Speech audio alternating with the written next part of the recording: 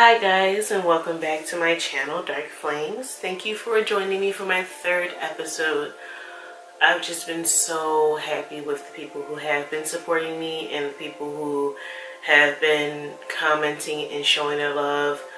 It really does mean a lot, and I just wanted to give you guys a thank you. Today's episode, we will be talking about 6 traits of being an empath. So go grab a nice cup of tea like mine. Today I'm drinking chai tea with French vanilla cream. It's delicious, but grab your cup and we'll get started.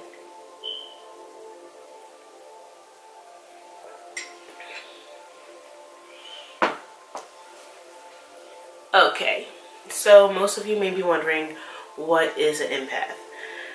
Basically, an empath is a person who has the ability to sense and sometimes even feel other people's emotions. Think of it as being kind of like an emotional sponge. They kind of tend to soak up or start to actually feel or pick up on how people are feeling. For me personally, being an empath, I can instantly tell when someone's upset with me or when I've said something to offend them. Even if that person is pretending like I didn't or they say they're fine, I can really just sense that they're annoyed. And then it usually causes a lot of conflict because I'm the person to continuously ask like what's wrong, and it sometimes annoys them further. I can always tell if someone's lying to me, and sometimes I even like go along with the lie but I knew it was a lie. I can always tell when someone's being untruthful or when they're trying to like give me half-truths. I'm a really cut-dry person, so if someone's saying something and I'm not believing it, 9 times out of 10 I'm usually right. I know that I can understand and sympathize with a lot of people, even if I'm arguing with somebody, and even if I don't agree with what that person is saying. I know that I can understand their thought process and understand why they think they're right, or why they think the way that they do, or I can at least follow their train of thoughts and understand and make links as to how they got to that conclusion. Whereas I feel like other people may not understand that. It's like they only see it from their point of view or from their perspective. I think I'm good at picking up and understanding other people's perspectives, even if I don't agree with them. You guys 6 traits, and then explain how they apply to me and me being an empath. I know for me, being an empath, I am very passionate. I am the type of person who, if I find something that I am really attracted to, something that really excites me, I go all for it. Like, I'm pouring so much of myself into this blog. I'm pouring so much of myself into, figuring out answers and putting pieces together. So I've become passionate with my craft. And in that experience, I've changed. And I think that that's something that really resonates with me and me being an empath.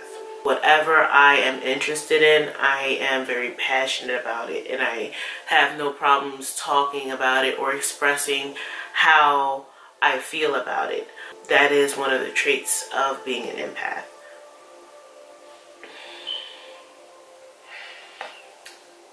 The next trait is being able to speak freely. The type of person who speaks freely. I completely believe that anyone can say whatever they want to say as long as their words aren't really aiming to hurt people. And even then, they still have a right to say it. It's just that they have to be aware that that was wrong and learn from it and take from that experience.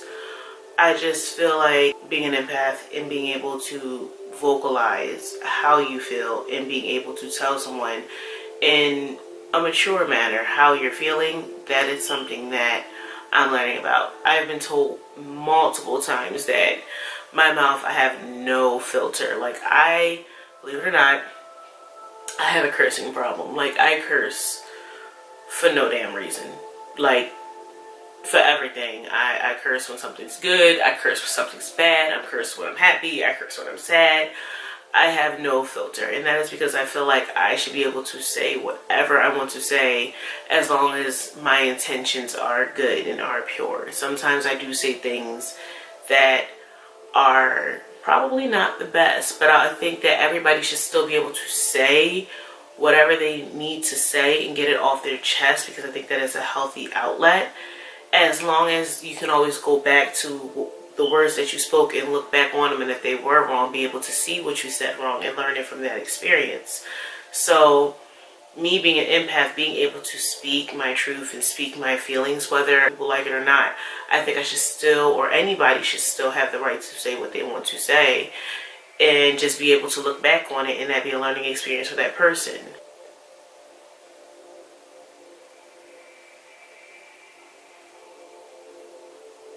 Every time I talk, I realize that I say like I feel or I felt, even I want people to understand where I'm coming from in my perspective. That is one thing of being an empath, because I feel like sometimes my feelings might get drawn out, or I might not feel like people understanding of my feelings, because they do come across as a bit odd or unusual. When I'm speaking, I have to express that this is how I feel, and because everybody's feelings are different, and you can try to understand my feelings, but for people to say, well, you shouldn't feel that way, or you should feel that way, I don't like that. People can feel however they want to feel, as long as they can grow from their feelings. I think that's important. Another trait that empaths have is that they tend to push people away. I feel like that's where my anger problems really come out. When I am frustrated or when I feel upset, I tend to remove myself from situations.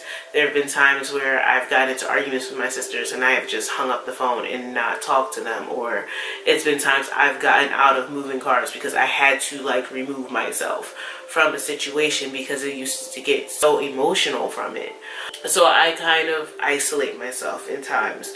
I remember at times like if I got into trouble or if I got into an argument with my parents, and I would be like, I would go in my room. I wanted to be left alone. And usually if I went in my room, it was a known fact, like, she's upset, leave her alone. And that was just how I've always been. So I feel like pushing people away, that's a trait. I have to deal with my emotions first before I can process anyone else's. The fifth trait is being able to care for people. I know for me personally, I have put others before myself countless times. Like, I feel like that's why I took so long to come into my beliefs. I took so long to do so many things that I wanted, because I was so concerned with not how technically people thought of me, but how I would make them feel. Was always, and I still kind of am, a people pleaser. I hate making people upset. I hate hurting people's feelings. If I have a disagreement, I'm always the one to come out and apologize, or I'm always seeking that person out. And I think that that's because I tend to care about people's emotions, and that is a wonderful trait to have. But I also have learned that I have to learn how to take care of myself first. And I think that that was an issue that I've always had. And I think that being an empath and learning about my gifts and learning how to work with them and how to live with them, I think that it is important that I learn that I have to express myself and put my feelings first. For me personally, I know that I do not like to argue with people, because I know that it's going to get to a point where I usually get physical, and I hate that about myself. And I think the reason is because I care so much about their feelings, and I'm trying to talk in a calm state of mind because I'm understanding of where they're coming from, but they think that I don't get it. And when you're having an argument, you just argue and you talk to respond. You're not really listening to that person. So I'm understanding their feelings, but then I feel like they're not understanding of my feelings, and then it becomes uncomfortable. And so my experiences and what I have done is I have lashed out because I just wanted everything to stop. And that's something that I've learned isn't okay. And that's something that I'm growing and working on. It's amazing being an empath if you learn how to properly analyze the situation. I feel like sometimes being an empath, I might overthink, I might overfeel, I might become over emotional because I'm dealing with so many emotions inside my head and inside of me that I have to be able to learn how to speak clearly and precisely. And I feel like a lot of people have this problem and they don't even know how to deal with it. And I think that this is why I meditate. This is why I find a way to express myself. This is why I made my blog. This is why I did my YouTube channel. I'm realizing things about myself and I'm doing something for myself. And by doing stuff for me, I hope to be able to help someone else going through the same things, because everyone has different experiences, everyone has different walks of life. But if we can all learn how to come together and help each other just by healing ourselves, I think that's a wonderful thing to do. And that's what this channel is all about. It's about self-healing and growing and learning and creating and motivating and uplifting. And I hope that's what you guys are getting from me. Before I leave you guys, I just wanted to ask you guys a question. I don't know if you guys would be interested in me doing a spell tutorial video. I was interested. It was a thought I had, and I think I might do it anyway, but I just wanted to know what you guys thought. So please comment below. Let me know what you think, and I'll also put a link below to the tutorial of the spell that I am thinking about doing. So just let me know what you guys think about the spell if you read it, and let me know your thoughts. Thanks for watching. This tea is really good.